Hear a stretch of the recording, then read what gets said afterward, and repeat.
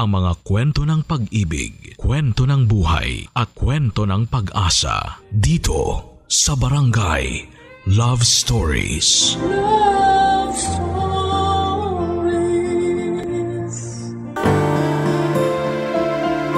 Tama ang tumulong sa mga nangangailangan.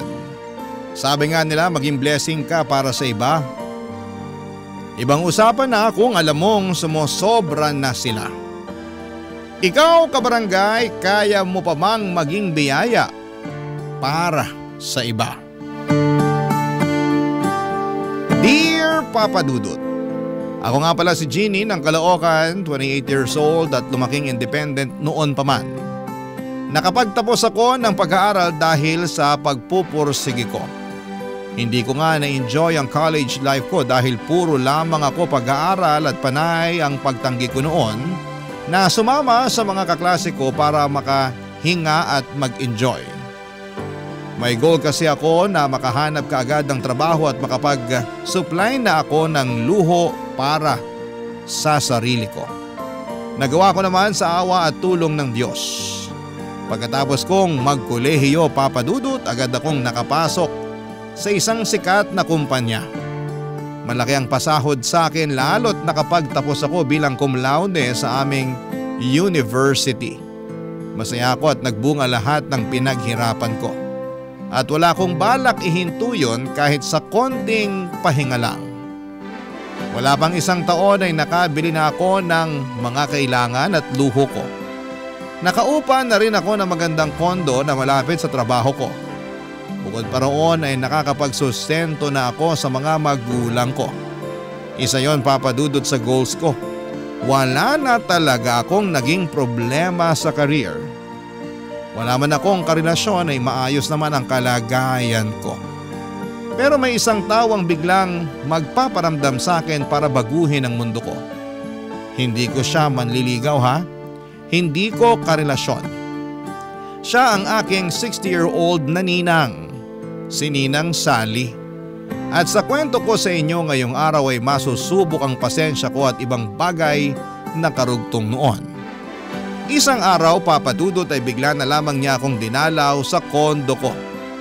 Nagulat ako dahil nalaman niya kaagad kung saan ako nakatira kahit matagal na kaming hindi nakakapag-usap na dalawa, Papa Dudut.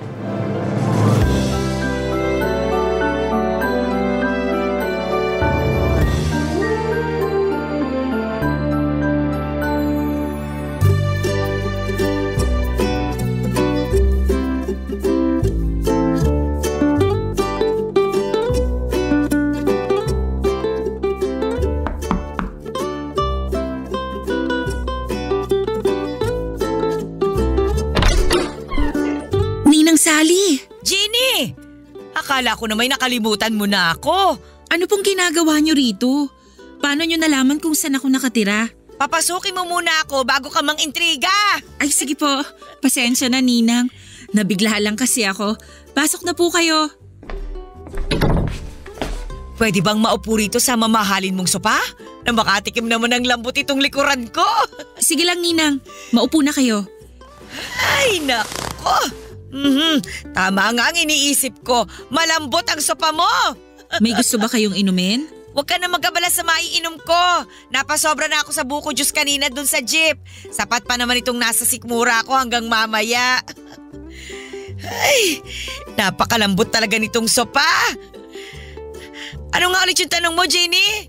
Ang bilis ko lang kasing makalimot kapag masyado na akong komportable sa pagkakaupo eh. Paano nyo nalaman na nakatira ako rito? Nakapollow ako sa Facebook mo.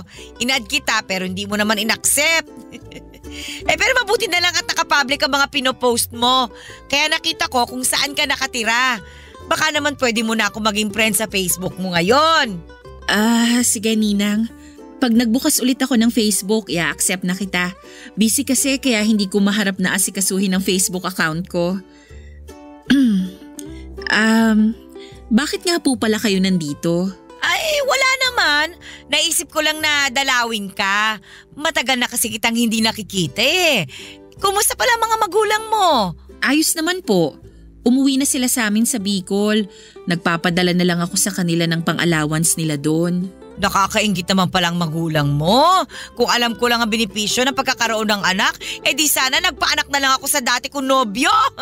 Kayo na-enjoy nyo raw kasi ang pagkadalaga nyo, sabi ni nanay. At pagmamahal sa sarili ko. Hindi naman kasi ako nagsisisi na hindi ako nakapag-asawa. Kaya lang minsan, nakakaramdam din ako ng lungkot, lalo na kapag nakakakita ako ng mga bata. Mahilig pa naman kayo sa mga bata, Ninang. Oo nga Ikaw nga itong paborito ko. Naalala mo ba nung bata ka pa lang? Lagi tayong magkasama. Ako pa lagi ang bumibili ng candy at ice cream na maibigan mo. Naaalala ko nga po. Aba, pati yung mga laruan na hindi kayang bilhin ng mga magulang mo. Oy, ako ang bumibili noon lagi para sa'yo. Pasalamat na nga lang talaga at nakakaluwag-luwag ako nung araw. Salamat po pala ron, Ninang. Ay, walang anuman yun. Para na nga kitang anak Sa'yo ko binuhos yung mga sobrang biyaya ko. Hindi ko po yun makakalimutan. Naku, dapat lang. Kasi balang araw, baka maningil ako. Biro lang. Si Ninang Sally talaga, lagi na lang nagbibiro. Ay nako, malapit na pala ang Pasko. Pasensya ka na kung hindi na kita mabibigyan tulad ng dati ha. Wala nang pangregalo si Ninang Retired na kayo sa pagbibigay ng aginaldo sa akin, Ninang. Hindi na ako bata. Itago nyo na lang yung pera nyo para magamit nyo sa ibang pangangailangan ninyo. Oo nga Madalas na ako magtabi para sa maintenance ko. Sa awa ng Diyos, nakakaraos pa rin naman. Ay, siya, aalis na ako para maabutan ko pa yung pinapanood kong teleserye sa GMA. Salamat sa pagpapapasok mo sa akin dito sa mamahalin mong kondo, ha? Tinulungan kong makatayo si Ninang Sally sa pagkakaupo niya sa sofa. Niyakap niya ako at sinabing proud siya sa akin dahil lumaki akong mabuti at hindi nakakalimot. Lalo pa raw siyang natuwa sa akin dahil umasenso na ako sa buhay. Hindi na raw ako aasa sa kanya sa candy at laruan. Natawa na lamang ako sa sinabi niya pero nakatulong yon para mas gumanda ang tingin ko sa sarili ko. May narating na talaga ako dahil hindi na ako palaasa sa itutulong ng ibang tao. Inalalayan ko na rin na lumabas si Ninang sa pinto at pagkatapos noon ay kinuha niya ang number ko para makausap ko raw siya kapag nakakaramdam siya ng lungkot. Ibinigay ko naman sa kanya para hindi na rin niya ako kulitin na i-add siya sa Facebook. Nang makuha na niya ang number ko ay umalis na rin siya. Noong nakaalis na si Ninang Sally ay naalala ko lang bigla ang naging buhay niya. Tulad ko ay umasenso rin siya noong kadalagahan niya. Kaya nga siguro ay hindi na siya nag-asawa pa dahil kontento na siya sa buhay na meron siya. Independent din siyang katulad ko at hindi umaasa sa iba. Doon ako napabilib sa kanya. Kaya lang isang araw ay binawi sa kanya mga biyaya niya. Nasangkot noon si Ninang sa isang pyramid scheme. Hindi naman siya ang may kagagawan pero nadamay siya. Doon na nawala ang pinaghirapan niya at mula noon ay nahirapan na siyang makabawi. Ang alam ko ay umalis din siya ng Metro Manila para manirahan sa probinsya. Kaya nawalan na rin ako ng contact sa kanya. Hindi ko nga alam na nakabalik na pala siya kung hindi siya dumalaw sa kondo ko. At mula nung dumalaw siya ay naging madalas ko na rin siyang nakikita at nakakausap. Tulad nung nakaraang Pasko, tinawagan niya ako sa cellphone ko, Papa Dudut.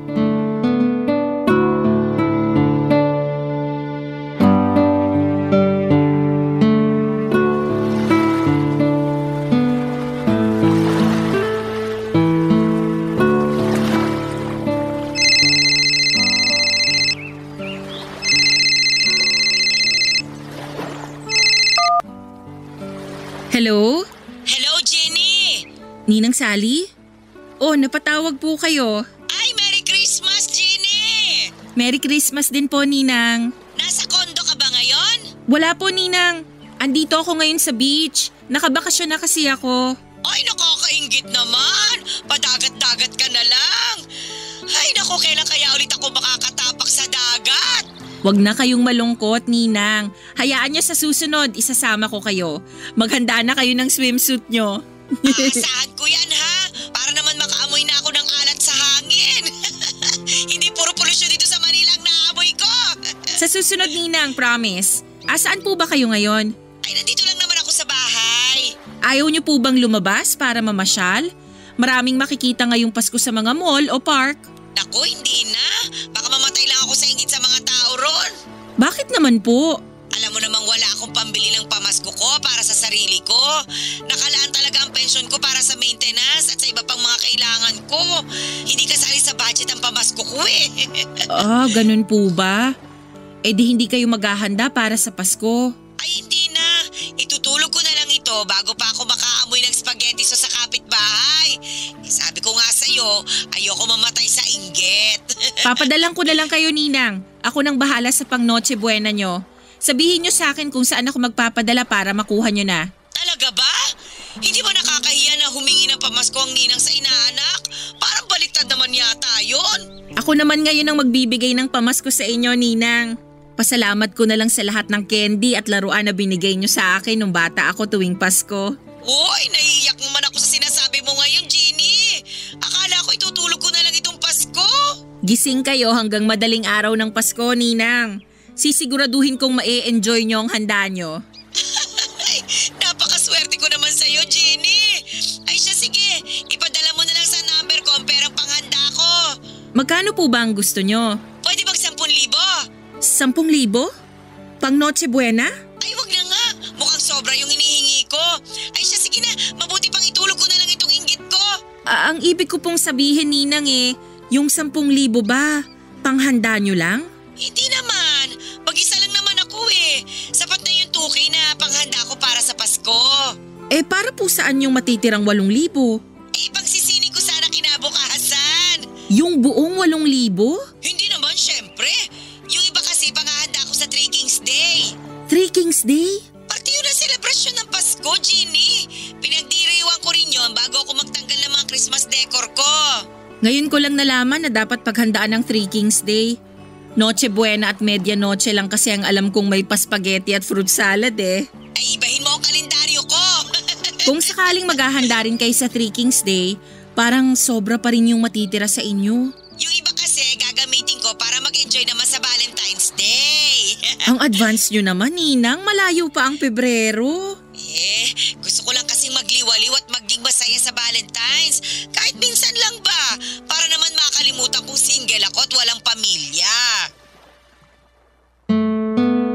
Dala nga po ng awa kay Ninang Sally ay nagpadala na ako kaagad ng 10,000 sa kanya.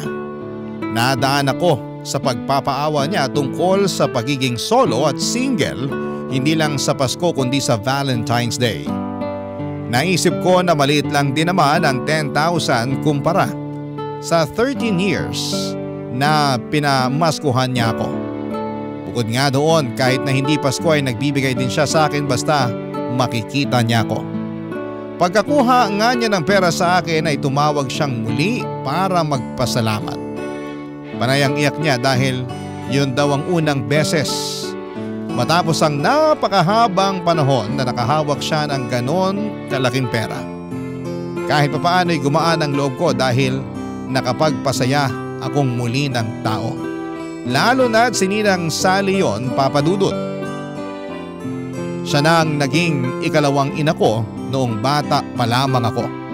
Minsan lang naman kasi ang Pasko kaya baliwala na sa akin ang 10,000 binigay ko. Kinabukasan pagkatapos kaming makapag-usap ay tinawagan niya akong muli at nagulat ako dahil nagpapadagdag pa siya ng 500 pesos. Tinanong ko kung para saan. Ang sagot niya lang sa akin ay para sa pangdagdag niya sa pagpapagawa ng pustiso niya. Sinubukan kong sabihin sa kanya na mukhang kasya naman ang 10,000 binigay ko sa kanya para maisingit niya ang pagpapagawa ng pustiso niya, pero marami siyang sinabi na dahilan kaya hinayaan ko na lamang. Muli na naman ako nagpadala ng 500 piso. Akala ko ayun na ang huli, Papa Dudut, pero kahit natapos na ang Pasko, hindi ko inaasahan na muli siyang lalapit sa akin para muling humingi. At sa mga susunod na parte ng kwento ko ay malalaman ninyo kung gaano karami na ang hinihingi sa akin ni Ninang Sally kahit na hindi naman Pasko, Papa Dudut. Barangay Love Stories. Barangay Love Stories. Sa paglipas pa ng mga araw ay hindi na ako tinantanan ni Ninang Sally. Marami siyang nilalambing sa akin na gusto niyang mabili at hindi raw niya magawa dahil matanda na siya at wala siyang pera bukod sa maliit na pensyon na nakukuha niya. Hindi naman ako makaangal noon dahil nauunahan ako palagi ng hiya. Hindi ako nakatanggi ang hirap lalo't lagi niyang binabanggit sa akin ang mga niregalo niya noong Pasko at lalong lalo na yung mga binibigay niya sa akin kahit natapos na ang Disyembre. Para bang nagkaroon ako ng utang na loob at hindi ko alam kung paano ako makatatapos sa pagbabayad noon sa kanya. Maliit lang naman po yung mga hinihingi niya pagkatapos nung pinadala kong 10,000. Minsan 500 piso para pambayad ng kuryente, minsan naman ay 1,000 dahil na short daw siya sa pangbayad ng renta at meron naman yung tig 200 pesos. Para ipangbili ng merienda o di naman kaya ay bagong wallet dahil ayon sa kanya ay lagi siyang nakawawala o di naman kaya ay nabubutasan ng wallet. Alam na rin niya ang araw ng sahod ko at alam na rin niya kung kailan ako pwedeng tawagan para masagot ko. Sinubukan ko namang hindi sagutin noong una pero hindi niya ako tinitigilan hanggat hindi niya naririnig na mag-hello ako sa kabilang linya. At kapag hindi ko naman sinasagot agad siyang pupunta sa kondo ko. Kapag hindi ko siya pinagbuksan, kapag nagpapanggap akong wala sa kondo ay tumatambay na lamang siya sa pintuan at inaabangan ako. Mas lalo niya akong kokonsensyahin noon dahil sa paghihintay niya ng matagal. Tulad na lamang nung isang beses, sinadya ko siyang hindi pagbuksan ng pintuan pero hindi na rin ako nakatiis. Dahil alam kong hindi siya uuwi hanggat hindi niya ako nakakausap. At hindi ako humaharap sa kanya, Papa Dudut.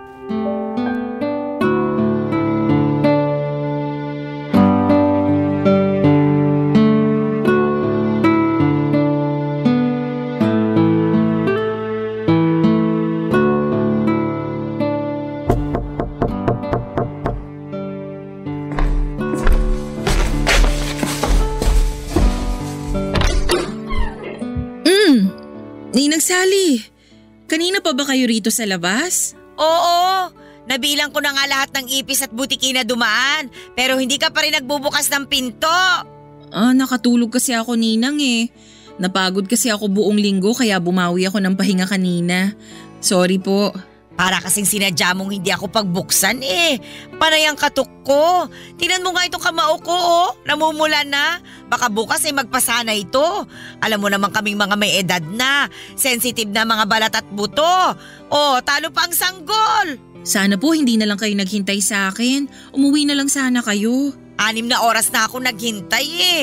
Mag-sorry ka na lang para naman matapos na ito. Sorry po Ninang. Pwede bang pumasok muna? Ipapahinga ko lang itong likuran ko na namanhid na sa kasa sandal. Sige po, pasok kayo. Maupo na po muna kayo sa sala. Ipaghahanda ko lang kayo ng maiinom. O sige, mabuti pa nga. Ay, sa wakas, naginawahan din ang likuran ko. Ginny, kapag ayaw mo na ito sa pa mo, ako na lang ang kukuha ha. Naku, matagal pa po bago ko pagsawaan yan. Kabibili ko lang yan last year. Makakabili ka pa rin naman ng bago. Ang laki kaya ng sahod mo. Hindi naman kasi ako mabilis manawa sa gamit. Pag alam kong pwede pang pakinabangan at wala pang sira, ginagamit ko pa rin. Ayaw mo lang yata talagang ibigay sa akin to sopa mo eh. Biro lang. Ginny, kahit malamig na lang na tubig ang ibigay mo sa akin. Tsaka kung pwede, buksan mo naman kahit sandali lang yung aircon mo para malamigan ako. Parang nakakapaso ang init sa labas ng kondo mo kanina eh. Nasa kwarto po kasi yung aircon ko. Pwede ko namang i-on na lang tong electric fan. Teka lang po, i-on ko lang. Okay na po ba yung hangin ng electric fan, Ninang? Number 2 lang tong pinihit ko. Gawin mo ng number 3. Tsaka kung pwede, orderan mo na rin ako ng panghapunan ko. Sabay na tayong kumain dito bago ako umuwi. Dito na kayo kakain? Ay oo, para may kasabay ka. Tsaka ayoko pang umuwi eh. Marami pa ako makakasabay sa bus. Mamaya na lang kapag humupa na yung dami ng tao. Gagabihin kayo niyan pag hindi pa kayo umalis ngayon, Ninang. Baka mahirapan kayong makasakay pag alanganin na yung oras ng alis nyo rito. O edi, i-book mo na lang ako ng masasakyan. Uso naman yun ngayon. Parang susumpungin din kasi itong Rayuma ko eh. Ewan ko ba? Ngayon lang ulit yata ako susumpungin ng Rayuma. Siguro dahil sa matagal kong pagkakaupo sa sahig dyan sa labas. Sige po. Ibubuk ko na lang kayo ng masasakyan pa uwi mamaya. At saka magpa-deliver ka na rin sana. Gutom na ang ninang mo. Ano po bang gusto nyo? Ay, gusto ko sana isang bucket ng fried chicken. Tapos isang order ng ginisang ampalaya para pambalansi sa manok ba? Sige po. Ay naku, napakabait talaga nitong inaanak ko. Oo, pagpalain ka ng Diyos. Salamat po, Ninang. Jeannie, hindi ba talaga pwedeng makaabot yung lamig ng aircon sa kwarto mo dito sa sala? Baka naman pwede. Buksan mo lang siguro yung pinto ng kwarto mo para makalabas yung lamig dito sa sala. Ganon yung ginagawa ng ibang kakilala kong may aircon eh. Susubukan ko po. Meron pa po ba kayong gusto para maihanda ko na? Ay wala naman na. Magpapahinga lang ako rito sa sala mo. Tapos hihintayin ko na lang yung hapunan natin. Uy Jeannie, salamat ulit ha. Para na talaga kitang anak. Parang anak. Parang nag-init ang tenga ko sa sinabi ni Ninang Sally. Hindi na nga anak ang turing niya sa akin at para na akong bangko o ATM. Ay mali. Para akong ninang sa aming dalawa dahil ako ang nagbibigay ng mga gusto niya. Napailing na lamang ako at sinikap na tanggalin ang inis ko habang papasok ako sa kwarto para iayos ang aircon na nire-request ni Ninang. Nagtitipid na nga ako ng kuryente pero dumating pa si Ninang para pataasin ang bill ko. Inisip ko na lamang isang gabi lang naman yon. Sana'y hindi na maulit pa. Pero alam kong niloloko ko lamang ang sarili ko. Alam kong uulit siya dahil may kasalanan din na roon. Hinayaan ko siyang makalapit ng husto sa akin. Hinayaan ko siyang ipamukha sa akin na minsan ay tinulungan niya ako. Hindi tuloy ako makaalis sa obligasyon ko sa kanya dahil doon. Sinamahan ko siya sa sala habang naghihintay sa hapunan namin, Papa Dudut. Marami na naman siyang kwento tungkol sa mga niregalo niya sa akin at hindi ko na nga tanda yung iba. Ang nakakalungkot lang ay tanda pa niya ang lahat. Ibig sabihin lamang noon para sa akin ay gusto niya yung isumbat sa akin balang araw. Lahat ng tinulong niya sa akin. At dumating na nga ang araw na yon na isumbat na niya ng pasimple ang mga ibinigay niya sa akin, Papa Dudut. Wala ko nagawa. Hindi ko naman masabi sa kanya na mali na ang ginagawa niya lalo't alam kong may pagkasensitive siya. Lagi nga niyang nakakasamaan ng loob noon si nanay dahil sa pagiging balat sibuyas nito. Nagkakaayos din naman sila pero napansin ko noon na habang lumalaki ako ay tipid na kung makipag-interact si nanay sa kanya. Noong nagkaedad lamang ako, nakaunawa kung bakit nagkaroon ng lamat ang relasyon nilang dalawa, Papa Dudut.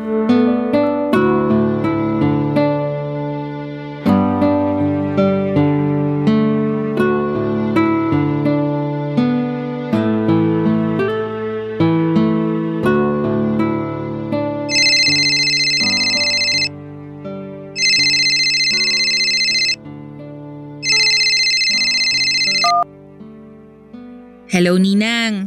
Hello, Jeannie. Oy, mabuti naman at sinagot mo na ang tawag ko. Ay nako. Sorry po, naka-silent kasi tong phone ko kaya hindi ko narinig na tumatawag pala kayo. Andito pa kasi ako sa office eh. Marami pa akong tinatapos. Ay, nandiyan ka pa pala. Mabuti na lang pala at hindi ako pumunta sa kondo mo. Kung hindi, sumakit na naman ang likod ko sa kakahintay sa'yo. May kailangan po ba kayo, Ninang? Ay, meron naman syempre. Bakit pa ba ako nagtatanong? Oy, galit ka ba dahil may kailangan ulit ako? Ay, hindi po ah. Ayos lang naman sa akin kung may kailangan kayo. Napakabuti mo talaga, Jenny. Sana talaga anak na lang kita. Ano po bang kailangan nyo, Ninang? Para makabalik na sana ako sa trabaho ko at makauwi na rin ako. Pwede ka bang magpa-deliver dito sa akin ng samgyupsal? 500 pesos po ang samgyupsal ngayon. Pero meron din atang 400 pesos. Tsagain nyo na lang mag-ikot-ikot dyan sa lugar nyo. Hindi ako kakain sa mismong samgyupsalan.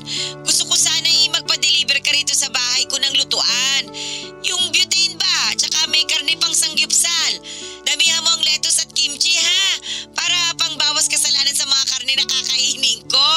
Ninang, baka umabot ako ng mahigit 2,000 sa ganun. Lumabas na lang kayo para maghanap ng samgyupsalan. Papadalang ko na lang kayo ng 500 pesos. Naku, gustuhin ko man sanang lumabas. Pero inatake na ako na rayuma Malabo nang makalabas ako dito. Tapos gusto nyo pang kumain ng sandamakmak na karne? Nirarayuma na nga kayo? Hindi naman lumalala ang rayuma ko sa karne. Sa munggo ko nirarayuma. Kaya ayos lang naman ako. Anong oras ka ba magpapadeliver para may handa ko na yung mesa ko? Ninang, wala pa akong sahod Yung natitira sa akin ipangtawid ko na lang para sa linggo na to. Naku, hindi naman ako naniniwala na wala kang pera. Di ba nga nung Sabado, nag-out of town kayo ng mga kaibigan mo, nakita ko kaya kayo sa Facebook. Team building namin yon, Ninang. Wala akong ibang ginastos doon. Kumpanya namin ang nagbayad para ron. Ay, ganun ba? Ay, napakaswerte naman talaga. Itanong mo nga doon sa boss mo kung pwede kang magdagdag ng isasama kahit na hindi empleyado. Isama mo naman ako sa susunod kahit tagabantay lang ng mga gamit mo. Ninang, team building po yun. Para sa mga empleyado lang yun. Sobra ka naman makataboy sa akin. Samantalang nung bata ka, kahit hindi ka invited sa mga birthday ng kakilala ko, abay sinasama kita para makakain ka na masarap. Iba naman kasi yun, Ninang. Ay, sige na nga po para makabawi na ako sa inyo. Magpapadeliver na ako ng mga kailangan nyo para sa samgyupsal. Mag-ready na kayo dyan. Sabi ko na nga ba't hindi ka tatanggi Parang ayaw nyo rin naman kasing tinatanggihan kayo. Kasi minsan lang naman ako humiling, di ba? Parang di naman po. Ay, nararamdaman ko na parang masama ang loob mo. Hindi naman, Ninang. Siguro mas okay na huwag ka na lang magpa-deliver. Itutulog ko na nga lang itong kirot ng tuhod ko. Baka makatulong din naman na gutom ako para para ba mabawasan yung sakit. Pwede kaya yon?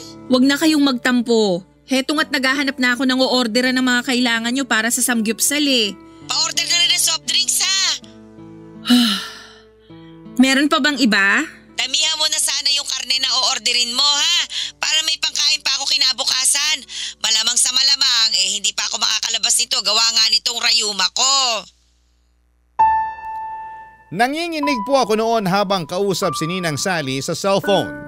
Marami pa siyang ibang dinikta na kailangan niya. Nagpalambing na rin siya ng maliit na rice cooker dahil hindi na raw nakakaluto ng maayos ang lumang rice cooker niya.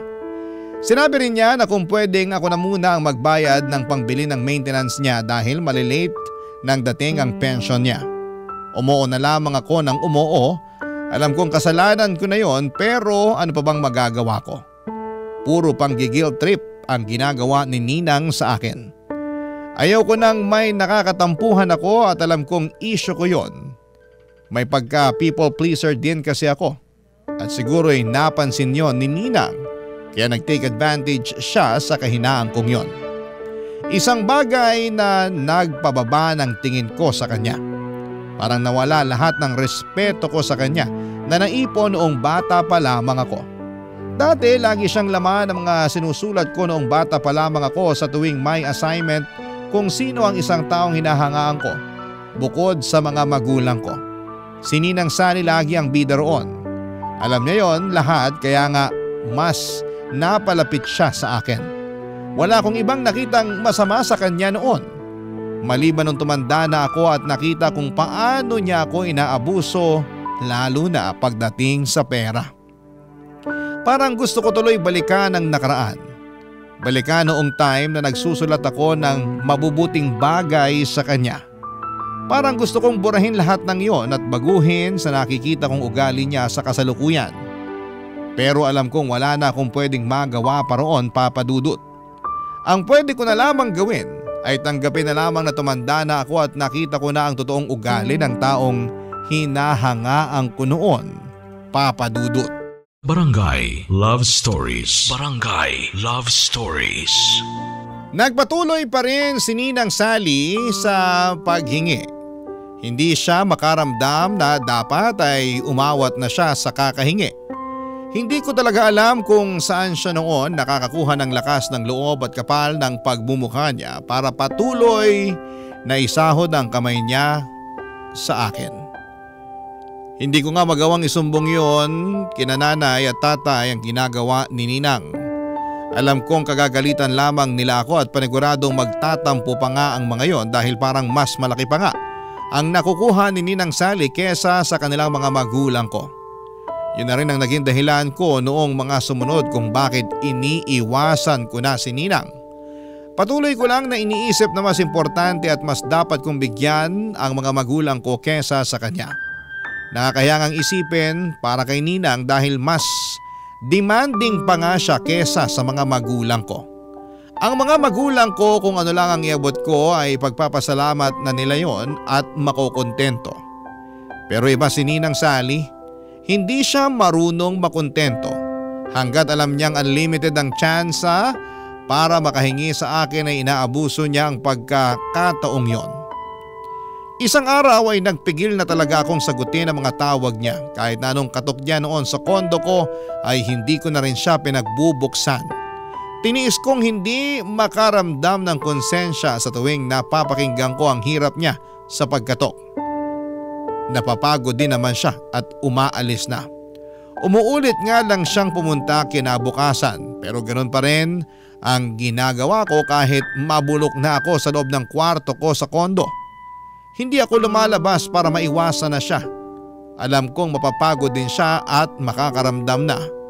Hanggang sa isang araw ay hindi na niya ako tinawagan sa cellphone, isang araw ay hindi na siya kumatok pa sa kondo ko. Nakahinga na ako ng maluwag. Hanggang isang araw sa trabaho ko na siya biglang nagpakita.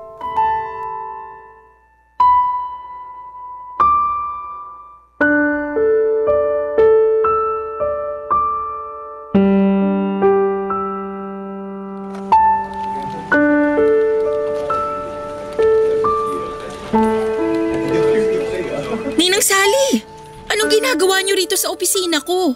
Ay, pinapasok ako ng guard ninyo. Sabi ko kasi sa kanya, ako ang nanay mo at may iaabot lang ako. Bakit naman po kailangan magsinungaling kayo sa guard? Mapapahamak ako sa ginagawa niyong yan eh. Eh kasi naman, hindi na kita makausap eh. Panay ang tawag ko sa'yo, pero hindi ka naman sumasagot. Busy kasi ako, Ninang.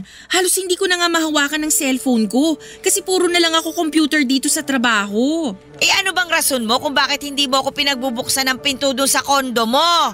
Lagi akong wala sa kondo kasi madalas naka-OT ako rito sa office. Sinungaling! Hindi po ako sinungaling. Akala mo ba hindi kita naririnig sa loob ng kondo mo? Matanda na ako at malabo ang mga mata. Pero klaro pa rin ang pandinig ko. Ilang beses kaya kitang narinig doon sa kondo mo na palakad-lakad. Ninang, baka naman yung mga daga ang naririnig nyo na palakad-lakad sa kondo ko. Ay nako, huwag mo nang lusutan. Napapahiya ka lang eh. Alam ko namang iniiwasan mo na ako. Kaya ba kinumpronta nyo na lang ako dito sa trabaho ko? Eh parang ganun na nga. Pero mas gusto ko makita ang pinagtatrabahuhan mo. Aba, tama nga ako.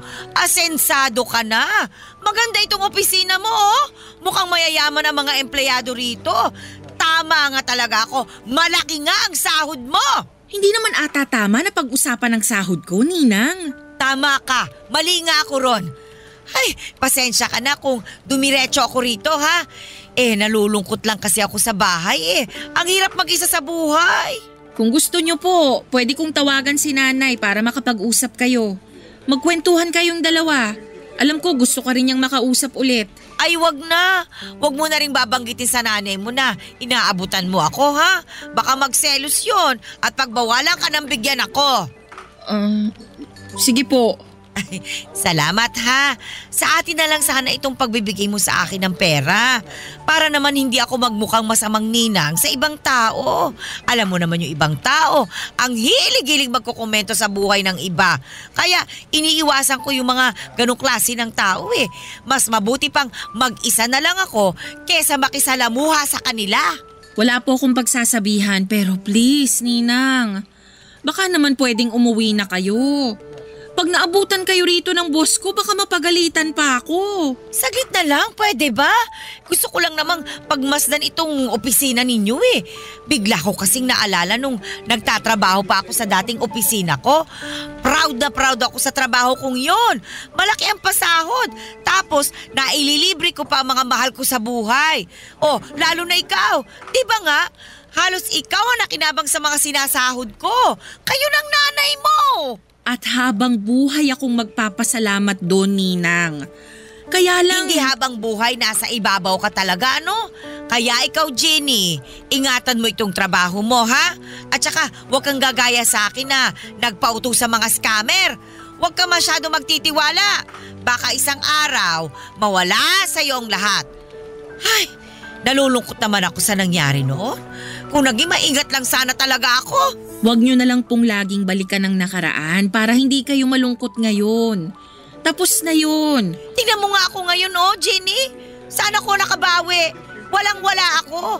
Para akong inaanak na umaasa lang sa aginaldo ng ninang tuwing Pasko. Ay, nako. Alam ko, nasasagad ko na rin ang pasensya mo sa paghingi-hingi ko ng pera sa'yo. Kaya hindi naman kita masisisi kung iniiwasan mo na ako. Kaya lang, Jenny, wala na kasi akong ibang malalapitan at mapagkakatiwalaan kundi ikaw lang.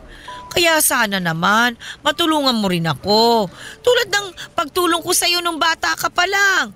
Konti na lang naman ang ilalagi ko rito sa mundo eh. Sana makatulong ka para medyo guminhawa naman ng konti ang mga natitirang araw ko bago man lang ako bawian ng buhay. Nakaramdam ako ng kurot sa mga sinabi ni Ninang Sally. Alam kong madalas nagtutunog nangongonsensya lamang siya. Pero nang pagkakataong yon ay naramdaman ko talaga ang lungkot niya. Ramdam kong balak na niyang sukuan ang laban niya sa buhay. Sa totoo lang ay mukhang sinukuan na talaga niya ang buhay. Mula nung nasangkot siya sa pyramid scheming ay hindi na siya naglakas pa ng loob na ilaban ang kanyang sarili. Hinayaan na lamang niya ang lahat. Nawala yung dating siya, yung masiyahin at matulungin. Matapos siyang masangkot doon kahit piso ay hindi niya iaabot sa mga pulubi. Hindi ko naman siya masisisi at masyadong masakit ang nangyari sa kanya noon. Pero sana'y lumaban pa rin siya ngayon. Kahit sabihing matanda na siya at inihintay na lamang niyang mawala siya sa mundo ay may dahilan pa rin naman para magpatuloy. Kaya lang parang ayaw na nga niya. Siguro dahil nga sa dinidibdib niya masyado ang pagkatalo niya. Nadala na naman ako ng awa sa kanya. Kaya kahit na hindi nga siya humihingi ng pera noon ay inabutan ko pa rin siya ng 500 pesos. Sinabi ko sa kanya na mamasyal muna siya sa mall at kumain na lang doon. Kahit sa food court lang kung ano man ang magkakasya sa inabot ko. Para lang mawala ng lungkot niya kahit na ilang oras lang. Niyakap niya ako at nagpasalamat. Pagkatapos noon ay umalis na rin siya at sinunod na niya ang payo ko. Nagbalik na ako sa trabaho at alam kong magpapatuloy muli ang cycle ng pagtulong ko kay Ninang Sally. Nagkatotoo naman dahil kinabukasan ay muli niya akong pinuntahan sa kondo. Pinagbuksan ko na siya noon at ayoko na rin magtago pa. Papa Dudut.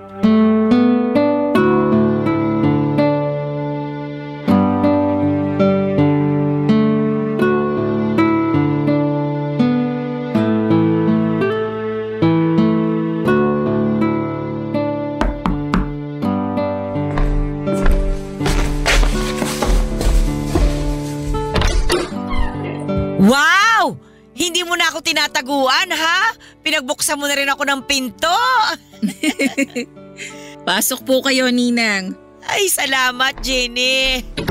Maupo na po kayo sa paborito ninyong sofa. Alam kong na-miss nyo yan. Gustuhin ko man, pero napagod na ako sa kakaupo sa jeep kanina. Inabutan ba naman ako ng matinding traffic? Kaya tatayo na lang muna ako. Sige po, kayong bahala. May gusto po ba kayong kainin? May natitira pa akong sisig sa ref. Pwede kong initin para makakain kayo. Ay hindi na, nakakahiya naman. At saka saglit lang naman ako rito. May kailangan lang talaga ako. Ano po ba yon? Ano kasi, gusto kong manirahan sa Thailand. Thailand? Andun kasi yung dati kong katrabaho. Sinabi niya na tumira na lang daw ako doon kasama niya. Hindi rin kasi siya nakapag-asawa. Nalulungkot na nga raw siya dahil mag-isa lang siya ron, samahan ko na raw. Pwede naman po para bagong environment sa inyo. Saka baka ron kayo makapagsimula ng bagong buhay. Yan din nga ang iniisip ko. Hindi na ako makakapagsimula ng bagong buhay dito sa Pilipinas. Malabo na. Kaya baka sa ibang bansa na ang swerte ko. Susuportahan kita, Ninang. Tama, lumipat na kayo ron. Susuportahan mo talaga ako? Full support naman ako sa mga desisyon nyo sa buhay, Ninang Pwede bang suportahan mo rin ako sa mga gastusin ko sa pagpunta ron sa Thailand? Po? Bigyan mo ako ng pera para maproseso ko yung pagtira ko sa Thailand. O kaya naman, kahit bigyan mo lang ako ng 50,000 para pamasahe ko. At saka, ekstrang pera na rin habang hindi ko pa alam ang gagawin ko ron.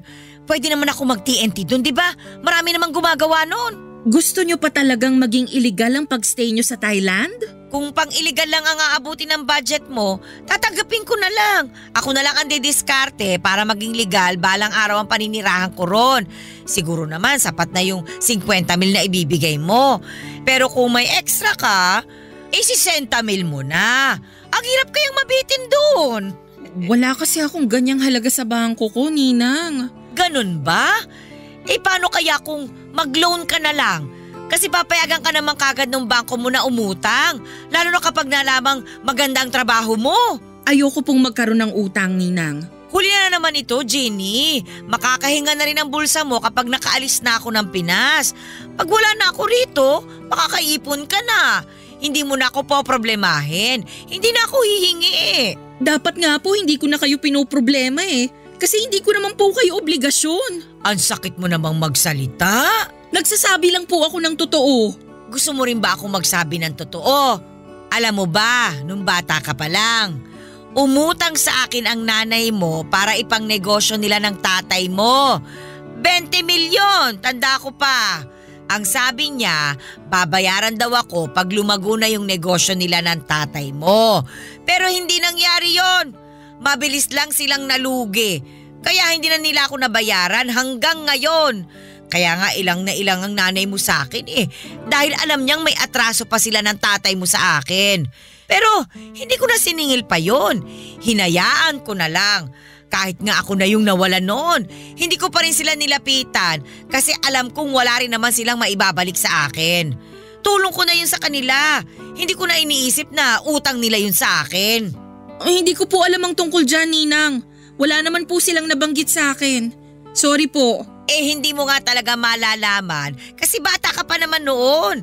Paglalaro lang naman ang alam mo at paghingi sa akin ng candy at laruan sa tuwing nakikita mo ako. Gustuhin ko mang masuklian lahat ng ginawa at binigay niyo sa akin noon. Pero hindi ko po kaya. Sana maintindihan niyo po. Ay nako, paano na kaya ako? Paano ako makakapunta nito sa Thailand?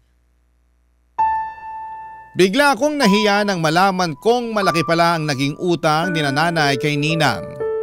Para ako nakonsensya dahil sa mga nalaman ko. Kaya naman pala umiiwas si nanay kay Ninang dahil may atraso sila noon. Mali ang balitang nakarating sa akin na masyado raw sensitive si Ninang. Kaya iniiwasan siya ni nanay. Gusto kong makaramdam noon ng inis sa mga magulang ko pero matatanda na rin sila at kailangan na rin ng pangunawa. Parang ako talagang naipit sa sitwasyon nila. Hindi ko naman kasalanan ng mga nangyari pero parang ako ang umako sa pagbabayad ng lahat. Kaya pala malakas ang loob ni Ninang Sally na humingi ng humingi sa akin dahil alam niyang may karapatan siyang gawin yon. Dahil may utang ang mga magulang ko sa kanya. Malaking halaga na nga ang naibigay ko sa kanya noon at pwedeng masabing bayad or bayad na dapat ang utang ng mga magulang ko sa kanya. Kaya lang sa puso ko, parang gusto ko pa siyang tulungan. Kaya naman nag-decide ako na sa huling beses ay bigyan ko siyang muli ng aginaldo. Kahit na hindi Pasko at hindi ako ang inaanak. Nag-loan ako ng 50,000 pesos para panimula niya. Nagpasalamat siya sa akin at sinabing hindi na niya ako gagambalain pa pagkatapos noon. Nang nakaalis na siya ng bansa, saka ako kinausap ang mga magulang ko tungkol sa utang nila kay Ninang Sally at doon ko nalaman na hindi pala totoo ang sinasabi ni Ninang na utang nila. Gumawa lang pala siya ng kwento para kaawaan ko siya at abutan ng pera. Galit na galit si nanay noong nalaman niyang nagbigay ako ng 50,000 pesos kay Ninang. Sumama tuloy ang loob ko sa mga nalaman ko at maraming proof si nanay na hindi totoo ang sinasabi noon ni Ninang Sally. Kaya naman minessage ko si Ninang sa Facebook niya kaya lang hindi na po siya nag-reply pa. Blinak na lamang niya ako at patunay na nagsisinungaling po siya sa akin. Mahigit 2 taon na ang nakakaraan mula noong naloko ako ni Ninang. Pero hanggang ngayon ay may bitbit pa rin po akong sama ng loob sa kanya. Tinangay niya ang 50,000 pesos ko. Kasama na rin ang pagtitiwala ko. Ano ba sa tingin ninyo ang pwede kong gawin? Gusto ko sanang mabawi ang 50,000 sa kanya at pagbayarin siya sa mga ginawa niya sa akin pero hindi ko alam kung nasaan siya ngayon. Ano ba ang dapat na gawin ko? Sana po ay matulungan po ninyo ako. Ako ang inyong kabarangay habang buhay at forever, Jeannie. Barangay Love Stories. Barangay Love Stories. Anong say mo sa Barangay Love Stories na ito? Pagkwentuhan natin sa comment section yan. Nagustuhan ng iyong napakinggan? Ituloy yan via live stream sa www.gmanetwork.com/radio. Barangay LS 97.1 forever.